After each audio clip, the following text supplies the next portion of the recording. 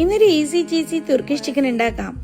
ചിക്കനിലോട്ട് പൊടികളൊക്കെ ചേർത്ത് ഉപ്പും ഇഞ്ചി വെളുത്തുള്ളി പേസ്റ്റും കുറച്ച് തൈരും ടൊമാറ്റോ സോസും ചേർത്ത് പിന്നെ കുറച്ച് നാരങ്ങ നീര് കൂടി ചേർത്തിട്ട് മിക്സ് ചെയ്ത് മാറ്റി വയ്ക്കാം.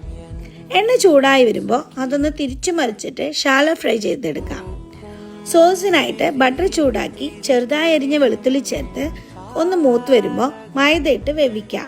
അതിലേക്ക് പാല് കൂടി ചേർത്ത് ചൂടായി വരുമ്പോൾ ചില്ലി ഫ്ലേക്സും ഒറിഗാനയും കുരുമുളക് പൊടിയും ഉപ്പും ചേർത്തിലേക്ക് കുറച്ച് മൊസല കൂടി ചേർത്ത് ഒന്ന് കുറുകി വരുമ്പോൾ അത് ചിക്കനിലോട്ട് ഒഴിച്ച് കുറച്ചുകൂടി ചില്ലി ഫ്ലേക്സും ഒറിഗാനയും മൊസല ചീസും പിന്നെ കുറച്ച് മല്ലിയിലയും കൂടി ചേർത്ത് ഒന്ന് അടച്ചു വെക്കാം.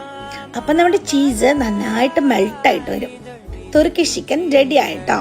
ചില്ലി ഫ്ലേക്സും കുരുമുളക് പൊടിയൊക്കെ നിങ്ങളുടെ ഇഷ്ടത്തിനനുസരിച്ച് ചേർക്കണം കേട്ടോ.